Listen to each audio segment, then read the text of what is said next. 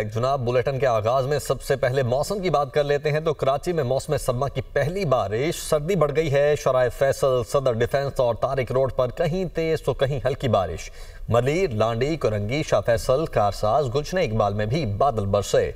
आई Chundrigar road, Kharadar, Mithadar, Lyari, soldier बाजार, नुमाइश और ओल्ड सिटी एरिया में भी बारिश। एमए रोड, लियाकताबाद, गुलिस्तान जौहर, मॉडल कॉलोनी और एयरपोर्ट के इलाकों में भी बादलों की गरज बरस। हैदराबाद, लाड़काना, सखर, शिकारपुर, जैकबाबाद, नोडेरो, खानपुर में बारिश। मीरपुर खास, लखी, गुलाम शाह, गड़ी यासिन में भी बादल बरसे।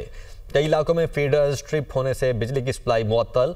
पंजाब के मुख्तलिफ शहरों में भी बारिश। रहीम यार खान, राजनपुर में बादल बरस पड़े। महकमा मौसमियात की लाहौर में आज और कल बारिश की पेश गोई।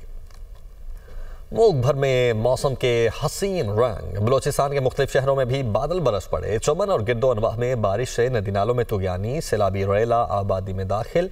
खैबर पख्तूनख्वा में भी बारिश और बर्फबारी। रेसमैक, शवाल, वाना और बरमल के बलाई इलाकों में बारिश के बाद सफ़ेद गालों की बरसात। दियामर में राब्ता सड़कें बंद। वादी नीलम के ज़ेरी इलाकों में बारिश, पहाड़ों पर बर्फबारी। सयाहती मकाम केल और ग्रेस वैली में बर्फबारी से वादी का हुस्न निखर गया। ज़ियारत में भी बर्फबारी, सर्दी की शिद्दत में इजाफा हो गया।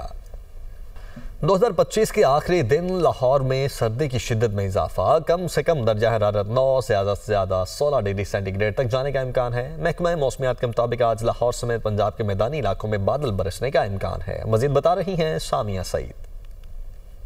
बिल्कुल, साल 2025 के आखिरी दिन भी शहर लाहौर में सर्दी का राज बरकरार है। हवाएं चलने का सिलसिला बाहर जारी है और आज कम से कम दर्जा हरारत 9 जबकि ज्यादा से ज्यादा दर्जा हरारत 16 डिग्री सेंटीग्रेड तक जाने का इम्कान है।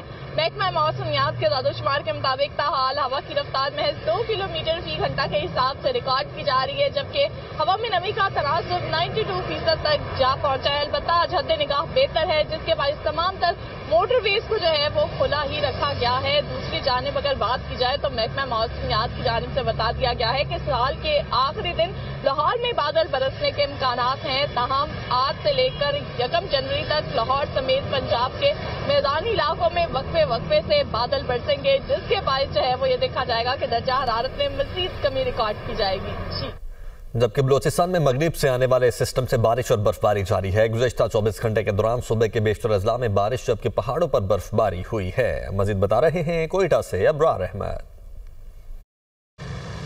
जी हाँ, बिल्कुल, मगरबी हवाओं से बलूचिस्तान में बारिशों का सिलसिला जो है वो जारी है। गुज़िश्ता रोज़ जो बारिशों का सिलसिला था पूरे बलूचिस्तान में फैल गया, जिसके बायस बलूचिस्तान की शुमाली, जनूबी, वस्ती और मगरबी अजला है वहाँ पर जो है बारिश हुई, जबकि पहाड़ों पर जो है बर्फबारी भी हुई है। सूबाई दारुल-हुकूमत कोयटा की अगर बात की जाए तो कोयटा में गुज़िश्ता रात से जो है बारिश का सिलसिला दोबारा शुरू हुआ, जो सारी रात जो है वक्फे से जारी रहा, जबकि कोयटा के इतराफ़ में पहाड़ों पर बर्फबारी भी हुई है, जिसके बायस सर्दी की शिद्दत जो है मज़ीद बढ़ गई है। सर्दी की शिद्दत में इजाफे के साथ ही कोयटा के जो बेशतर इलाके हैं वो तारीकी में डूब गए, क्योंकि जो कोयटा के जो है तकरीबन 20 फीसद जो है वो ट्रिप कर गए हैं और कई इलाके ऐसे जहाँ पर बिजली गायब हो गई है।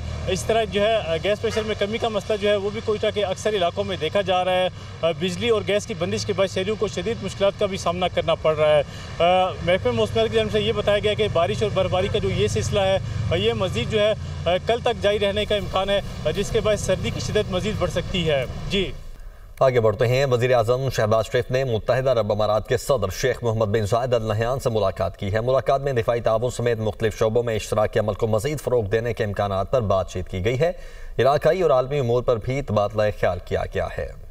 वज़ीर आज़म की रहीम यार खान में शेख जायद पैलेस में यूएई के सदर शेख मोहम्मद बिन जायद अल नहयान से मुलाकात। दिफाई ताउन समेत मुख्तलिफ शोबों में इश्तराकी अमल को मजीद फरोग़ देने के इम्कानात पर तबादला ख्याल। वज़ीर आज़म ऑफिस से जारी एलामिये के मुताबिक नायब वज़ीर आज़म और वज़ीर खारजा इसहाक डार, विफाकी वज़ीर इत्तलात अताउल्लाह तारण, वज़ीर आज़म के माविन खुसूसी तारिक फातमी और दीगर सीनियर हुक्काम भी वज़ीर आज़म के हमरा थे। खुशगवार और दोस्ताना माहौल में होने वाली इस मुलाकात में दोनों रहनुमाओं ने 26 दिसंबर 2025 को इस्लामाबाद में होने वाली अपनी मुलाकात में तय पाने वाले उमूर पर गुफ्तगू को आगे बढ़ाया। वज़ीर आज़म ने पाकिस्तान और मुत्तहिदा अरब अमारात के दरमियान दरीना बिरादराना ताल्लुकात को एक मजबूत, स्ट्रेटेजिक और बाहमी तौर पर फायदेमंद इक़्तिसादी शराकत दारी में तब्दील करने के अज़्म का इआदा किया और दो तरफ़ा तिजारत में नुमाया इजाफे की जरूरत पर जोर दिया। वज़ीर आज़म ने शेख मोहम्मद बिन जायद अल नहयान की मुतहर्रिक और दूरंदेश क़यादत में मुत्तहिदा अरब अमारात की शानदार तरक्की को सराहा और मुत्तहिदा अरब अमारात में मुकीम 21 लाख पाकिस्तानियों की मेजबानी पर भी अमाराती क़यादत का शुक्रिया अदा किया। मुलाकात में दो तरफ़ा ताउन के अलावा इलाकाई और आलमी उमूर पर भी तबादला ख्याल किया गया।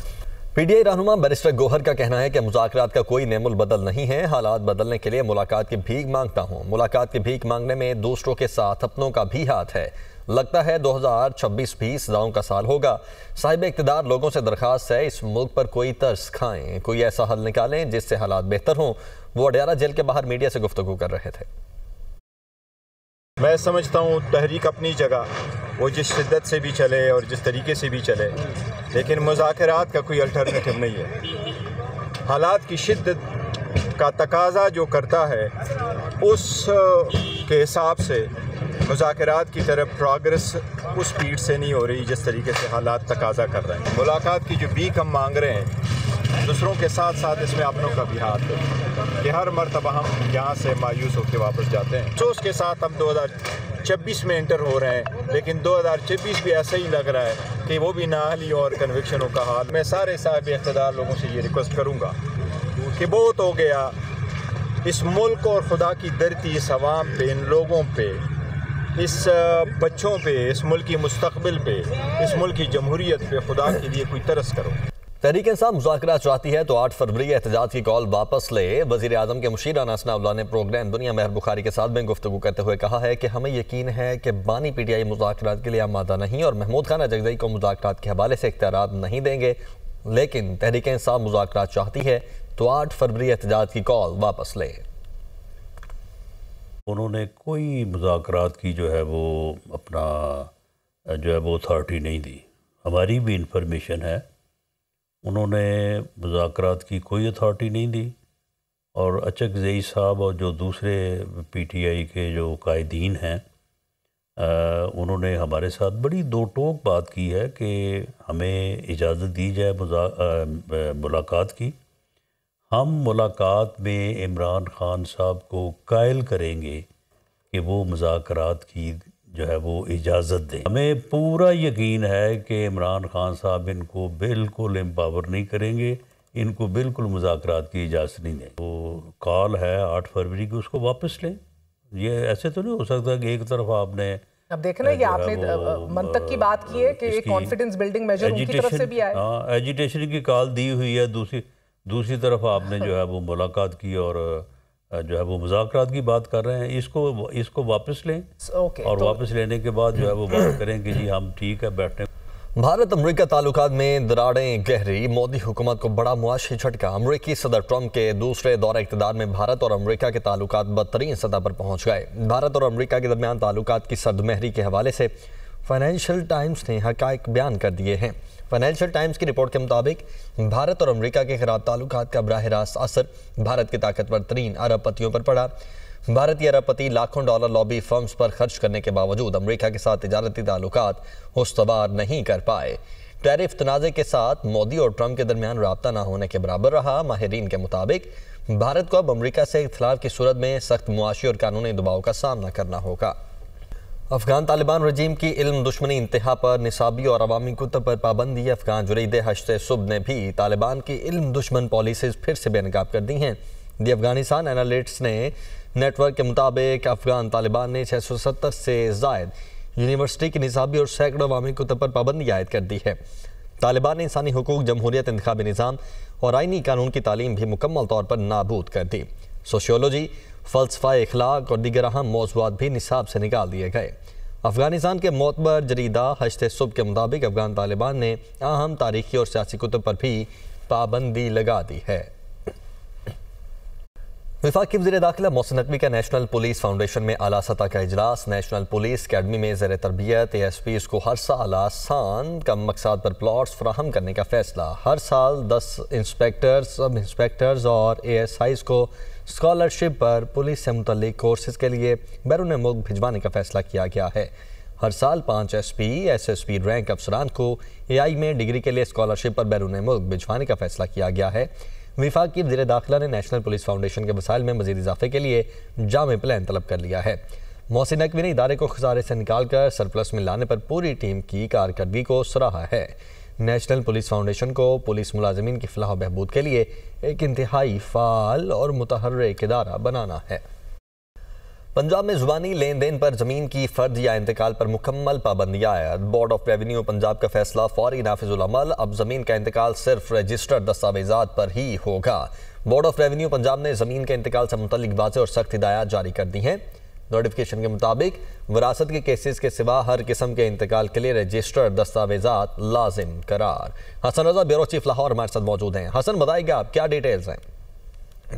देखिए, जमीनों के रिकॉर्ड में गैर कानूनी और जाली इंतकालात रोकने और जमीनों के तनाज़ात और फ्रॉड के खात्मे से मुतल्लिक पंजाब हुकूमत ने बड़ा फैसला किया है और पंजाब में ज़मानी लेन देन पर जमीन की फर्द या इंतकाल पर मुकम्मल पाबंदी आयद कर दी गई है। बोर्ड ऑफ रेवेन्यू पंजाब की जानिब से बाकायदा नोटिफिकेशन जारी किया गया है। अब जमीन का इंतकाल सिर्फ रजिस्टर्ड दस्तावेज़ात पर ही होगा। बोर्ड ऑफ रेवेन्यू पंजाब ने जमीन के इंतकाल से मुतल्लिक जो हदायत जारी की है, बयान या दावे पर कोई जो है मुटेशन दर्ज या मौजूद नहीं होगी। पंजाब लैंड रेवेन्यू एक्ट 1967 की दफात 2 सेक्शन 3-13 और इसी तरह 16, 2, 17 और 842 के तहत जो है वो इस हवाले से जो है बाकायदा जो है वो नोटिफिकेशन जारी कर दिया गया है। इसमें तरमीम की गई है। विरासत के केसेस के सिवा हर किस्म के इंतकाल के लिए रजिस्टर्ड दस्तावेज़ात लाज़िम करार दी गई है। खरीदो फरोख्त, रहन, तबादला और हर हिब्बा सिर्फ रजिस्टर्ड इंस्ट्रूमेंट पर ही काबिल कबूल होगी। रजिस्ट्रेशन एक्ट 1908 के तहत बाकायदा रजिस्टर्ड दस्तावेज़ात के बगैर इंतकाल मुमकिन नहीं होगा।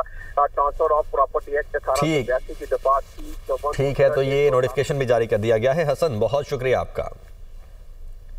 आगे बढ़ते हैं। सीनियर वजीर सिंध शर्जील इनाम मेमन ने कराची में डबल डेकर बसों का इफ्तिताह कर दिया है। सूबाई वजीर सैयद नासिर हुसैन शाह भी तकरीब में शरीक। सीनियर वजीर शर्जील मेमन को बसों की खुसूसियात से मुताल्लिक ब्रीफिंग दी गई है।